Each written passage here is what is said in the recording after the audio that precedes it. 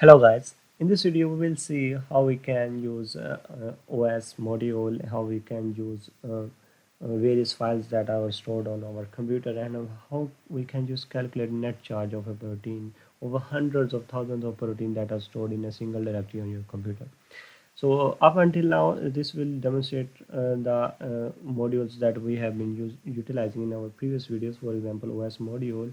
In our previous video, we actually demonstrated how we can calculate the net charge of a single protein by using dictionary through for loop, if else statement, and obviously print statement, so that everything could be comprehended in a single video. So in our previous video we actually demonstrated how to consolidate thousands of files into a single file, and how to use list directories and various OS functions. In this video we will demonstrate how we can filter out thousands of files that are stored in a single folder.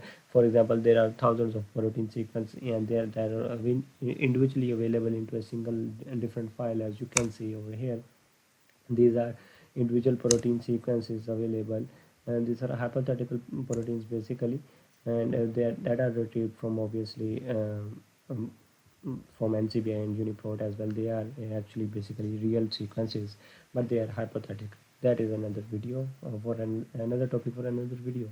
So anyways, how we can calculate protein charge of these many files, and rather than going at each protein and then using that in our this code. So how we can do it automatically for thousands of proteins that are stored in a single folder. How can we really do that? So to do that, basically we converted this entire code into a single function that we will demonstrate how to convert functions in how to create functions in another video. So we converted this into a function. What will now happen is that we have created a my file path, that is obviously this folder that contains the sequences, and the file path has been created, and we will run over the for loop. Let me demonstrate each line again and again for you.